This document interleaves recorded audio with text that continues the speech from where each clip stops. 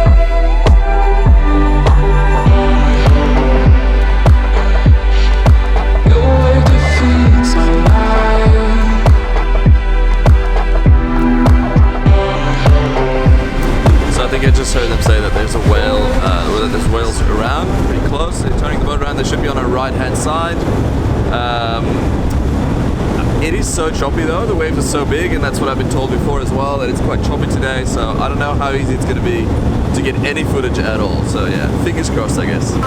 How are we going, Mills? Good. We spotted 2 whales out here, they're really beautiful, they're flapping their tails. Yeah, they're like right there. Oh, look! There we are. So this year we are expecting our East Coast Australian population of humpback whales to reach 30,000. 30,000. What? Very incredible. Just back in the late 1960s, this population got down to less than 200. So we got some real whales right there. We've got a cloud whale right there.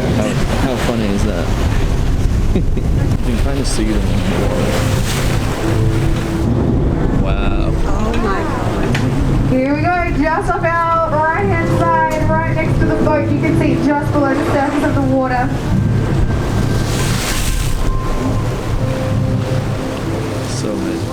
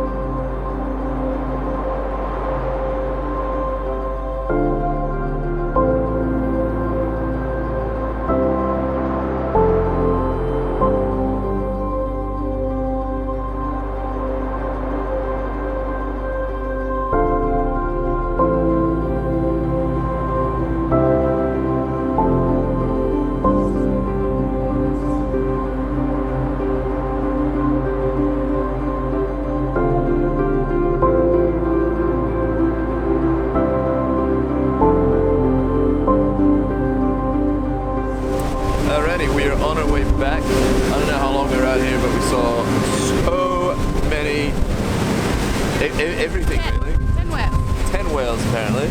And I didn't see the main breach one, but Amelia did see it. One jumped out. I just missed it, obviously.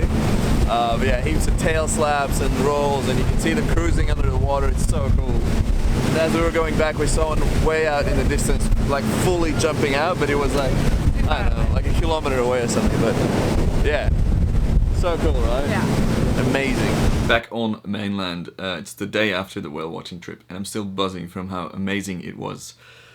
I mentioned it earlier, I wanted to do a little do's and don'ts, or you know, tips and tricks and advice on how to shoot your first whale watching trip. I learned quite a bit on my first go, so I hope to share that knowledge with you so you can improve your odds of getting some great footage when or if you go out.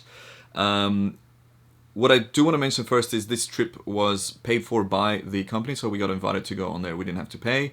But that being said, the tickets are only $49 Australian per person, and then you're out on the water for about like 3 hours. So yeah, pretty sweet deal if you ask me. The company was Fantasy, and they operate I think every day during the season, so that's pretty good. Now let's talk about the do's. So do bring a camera, obviously. If you can, bring a zoom lens that has a long reach. I went with two cameras, so I've got the 62 and the 24-70 zoom lens and a little microphone. So this was my vlogging kit, and it also served as a wide-angle lens to shoot photos and videos on the boat to give it that bit of an establishing feel. Because if you only bring a huge lens, you will find it difficult to get an establishing scene and give context to where you are specifically. This is a 100 to 400 millimeter lens, so it zooms in quite a bit. And because it zooms in so much, and because you're on a boat which is very wobbly, the longer you zoom, the more that wobble gets multiplied or magnified because of the long reach. You know, when you have a wide lens, it's hard to make it shaky, but with this, the smallest amount of motion will, you know, really make the whole image wobble. So it's good to have an image stabilizer.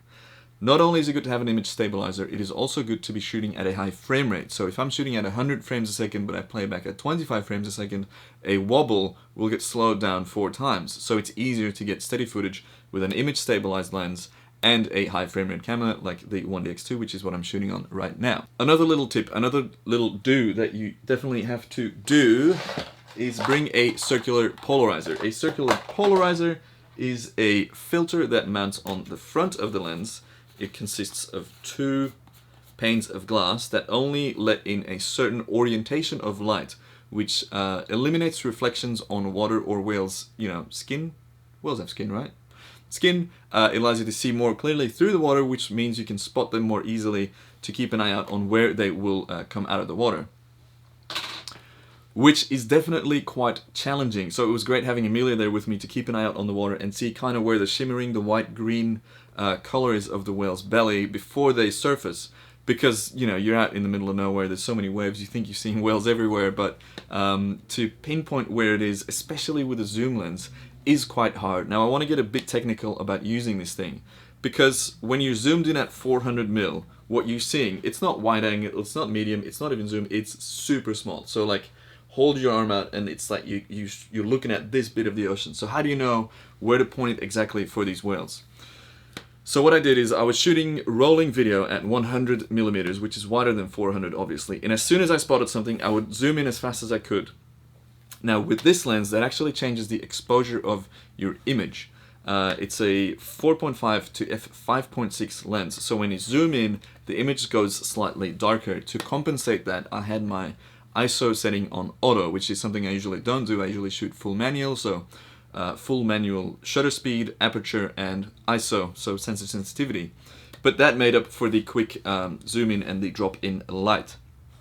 Now, aperture wise, there were 2 whales, and depth of field, which is, you know, whatever is in focus. As you can see behind me, it's blurry, my face is sharp. That depth, whatever's in focus or whatever's sharp, we call that the depth of field. The longer the lens or the more zoom you have, the shallower that depth of field. You can increase your depth of field by stopping down, which is what we call shrinking the hole inside this lens through which the light goes. So that increases your depth of field. Now if you have a circular polarizer on, which darkens the image, and you stop down the tunnel, the hole, that's less light, so you gotta up your ISO sensitivity, which makes your image more grainy. So there's quite a few, you know, things you got to think about how to properly shoot in this scenario. But a bit of practice and a bit of reading my blog with all these tips written out in a nice clear manner will definitely help you with that. Photo-wise, I was shooting at 1,000th or up of a shutter speed to make sure that there's no motion blur, and for the video I tried to shoot at 1/200th of a second, but I actually went all the way up to 1,000 as well because I was switching between photo and video mode. Now, don't panic, don't stress out. Realize that you may not even walk away with a single good clip, photo or video. I was content yesterday with just seeing the whales. I said if I walk away with one good photo or one good video clip, I'll be over the moon, and I walked away with quite a bit, so obviously I was quite ecstatic. But yeah, don't stress out about it, just enjoy the ride, and definitely, yeah, just try and drop the camera. Also, yeah, use straps to stay safe, so have the cameras on you and make sure you don't drop them, and make sure you don't swing them around or hit someone in the face with it. So that's definitely a do or a don't, depends on how you look at it. Be in the moment and just enjoy that moment where you're so close to one of the most majestic, largest animals in the world. It's, yeah, I consciously made the decision at a certain point to just drop the cameras and just have a look and be like, oh, there's a bus-sized animal cruising around, just going all the way from south, I don't know where, the Antarctic, I don't know where they come from actually, all the way up north. They cruise along the east coast of Australia, thousands and thousands of whales. Yesterday, as we were on the boat, it was actually whale census day, I think internationally or national. There were people all along the coast with binoculars and little notepads keeping track of how many whales were going up the coast. And we were talking to Cassie, who was a marine biologist on the boat, who spent a few minutes chatting to us, which was really awesome. And she told us that the whale population has been increasing, or at least I think it was the humpback whales that we saw. At least they're increasing massively. So that's really heartwarming, and that's really awesome to hear, obviously. Another couple do's on a whale watching cruise or whale watching trip is talk to the guides and ask about the conditions, you know, what you could expect. Do take the seasickness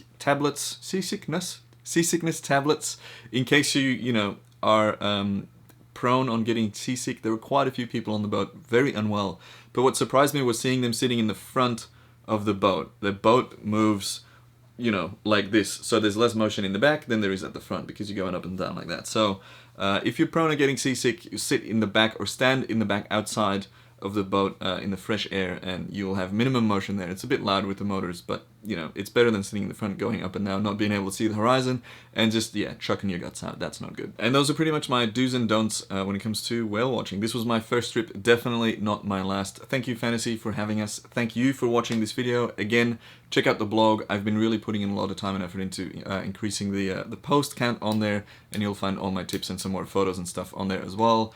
Thank you so much for watching. Hope you are having a fantastic day or night, wherever you may be, and I will see you in the next video. I hope. You better be there. I will. Bye.